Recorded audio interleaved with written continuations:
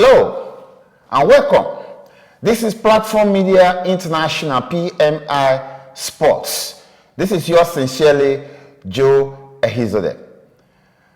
This is a year full of sporting activities. We have the Olympics, we have the Nations Cup. When I mean sporting activities, I refer to the African countries' preparation, Nigeria in particular. And Nigeria expected a change, and that change, they presumed they got when they had the sports minister named Barrister Solomon Dalung. Buhari came with a change, and there's no other expectation below than appointing a sports minister who called himself a revolutionary. Nobody would have doubted that, because he came with the regalia of a beret-wearing and khaki-wearing minister, talking tough that he was here to confront the evils that have bedeviled sports for so long. And there's no other evidence of that seriousness than the first press conference the minister granted, where he revealed that as the federal government delegation to 2002 Nations Cup in Mali, he, as the federal government delegate, was supposed to get $7,000, but he was paid $400. And he vowed that he was going to change that, and that would be a thing of the past. And everybody shouted, hurrah, here comes the change. My friends, 5 months after that, we are beginning to wonder whether this change is for real or on the pages of newspaper. The Olympics is here, the Nations Cup is here, Nigerian team are floundering, except for the under-17 in Chile and CSR team in nations preparation for the Olympics far back in Senegal. But other things are floundering. The wrestlers, we don't know where they are. Volleyball, we don't know where they are. What about boxing that has given Nigeria medals in previous Olympics? We don't know what their preparations are. Whether Nigeria, and these are the questions that PMI is asking. And before we answer, we make our verdict, we will take you around what has been the activities of the sports minister since he was appointed. And our judgment, we'll make a judgment call, and we'll make no mistakes. We'll be back shortly and to continue with this discussion. Thank you.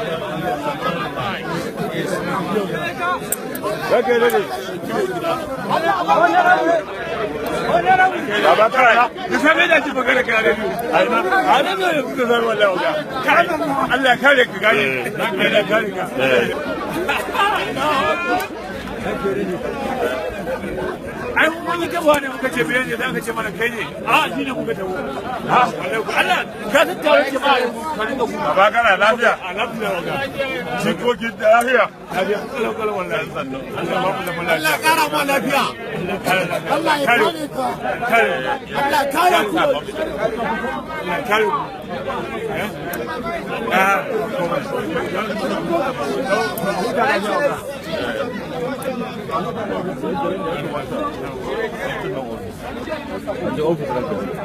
bari sha shaya wajen abokina kamar nan to shi ke ai da ina shan shaya nan yanzu kana ni sha din to bari sha shaya wajen abokina kamar idan na sha na mai da na shan shayi kamar don da to sai na sha shayin da na saba sani job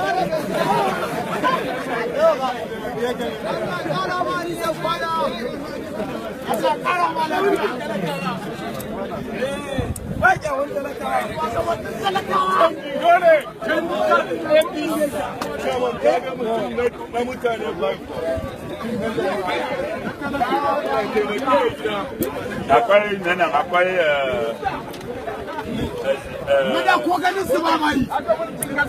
akwai Bluman to a sa sha fi da dai mana da kafin da na ko ganin su ba mai wallahi sai ne mu gansu a TV ana musu lafiya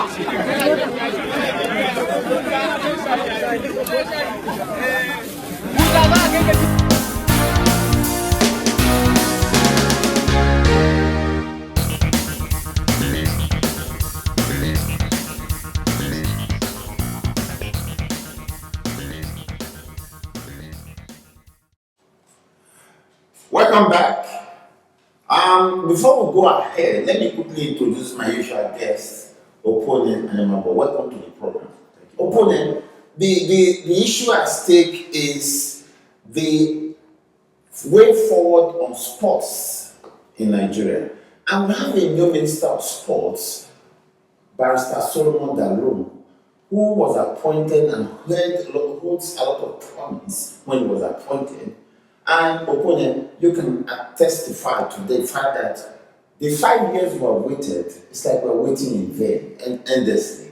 And there's nothing we can hold on to that is giving us a ray of hope that Nigeria sports is moving in the right direction.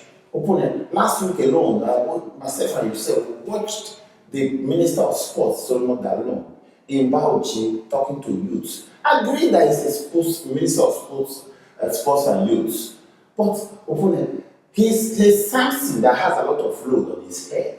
And I suspect, or I was expecting a Minister of Sports by now. He should have made a very, very strong policy public about the way forward. But we're not getting that, opponent.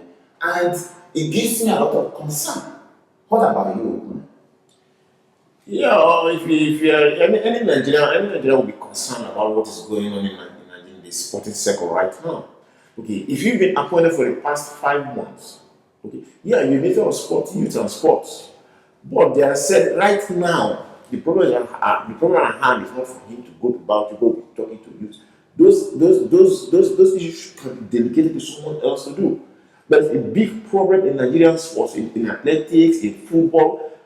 There's a big problem. There are a lot of issues you have to address. Yeah, because he appears to me he reminds me of the days of Mansa, where the former minister in charge of mobilizing youths. That's what the sports minister is doing now. This Olympic year and the Nigerian qualification for 2017 Nations Cup is at stake. Nigerian teams are falling by the wayside. Nigerian Super Eagles, the local base, just came back from Rwanda where they floundered. They lost to Guinea and they played draw they were here to goalless draw by Tunisia. And they were out in the first round, Nigerian team.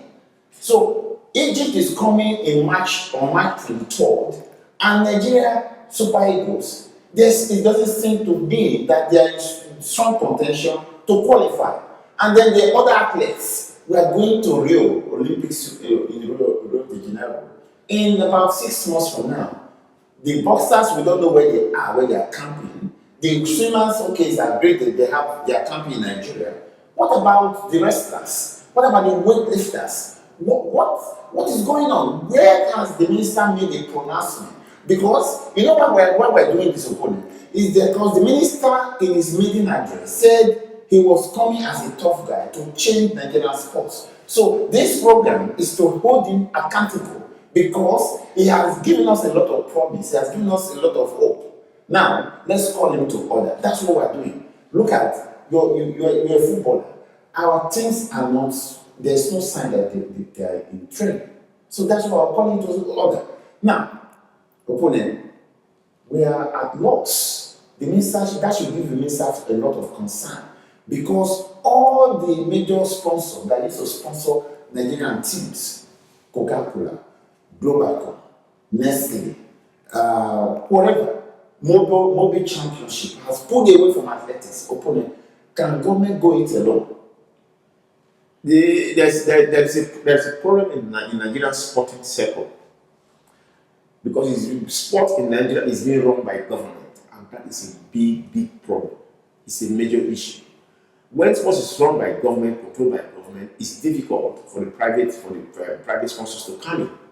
If the government can back up a little bit, Nigeria has to start from somewhere. Government controls everything, doesn't help. And that's why we'll be agitating way back since 1990s that the degree of spending degree 101 that is making government to hold on to sports should be abolished. And I expect a minister who calls himself a revolutionary should project that in the National Assembly so that degree 101 should be abolished. So that we'll have private investors to invest money in sports so that government will hands off and let sports go. I keep hearing this argument that if government hands off sports, all the teams will go down. But we should start one day, because if we are still in this comfort zone of waiting for government to sponsor everything, nothing will go. Because government, when they give $5 or ₦5, they want to see how the money is spent. They control everything, and because the minister is not even ready, because that gives them power all over everybody.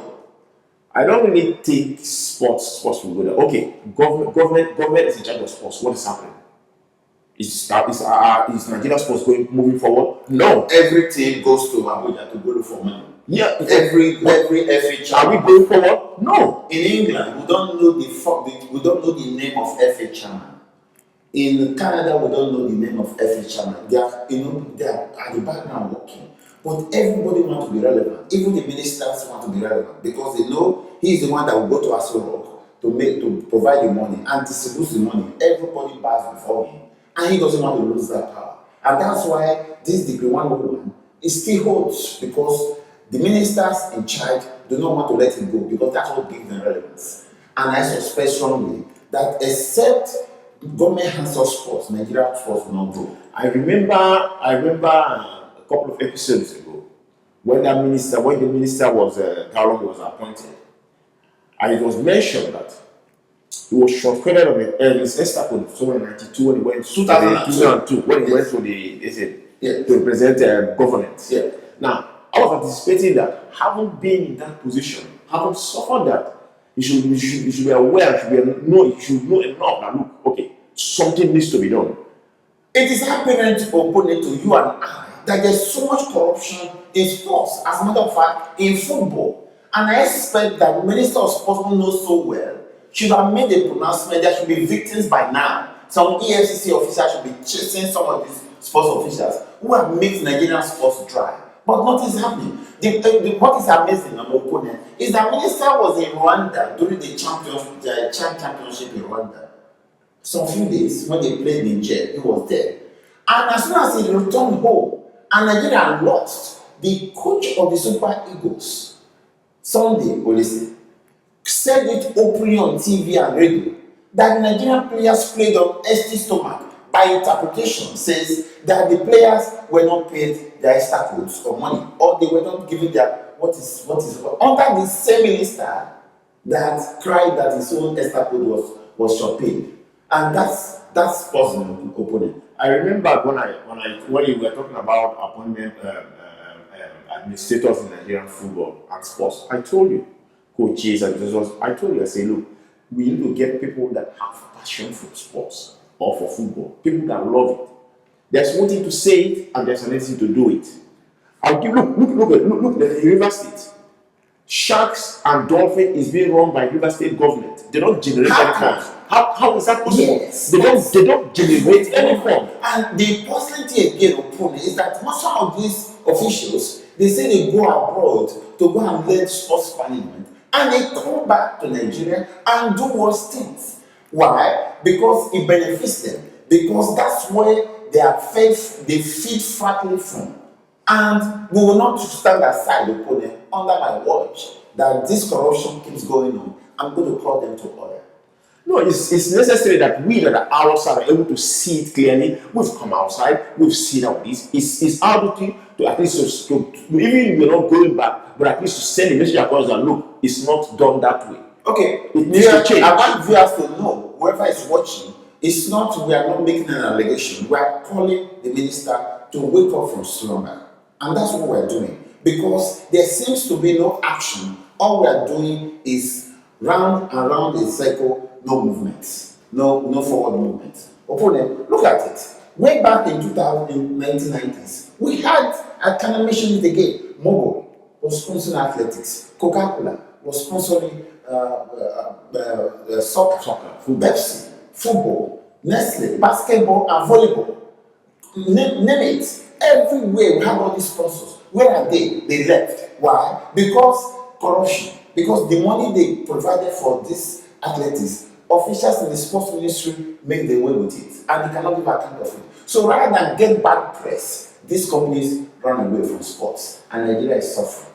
And why I'm calling this is that minister put so much hope, gave us a lot of hope by saying that he was charged in 2002 and he was going to confront sports, corruption in sports. And 5 months after, where are we on the same sports? Opponent, that's not good at all. That is not good. It's not good at all. I know. But this is what I'm going to tell you though. This minister should realize whom he's working for right now. Buhari doesn't mess around. He doesn't joke. If you think he have a job for life, he's just joking because he's on a big trial.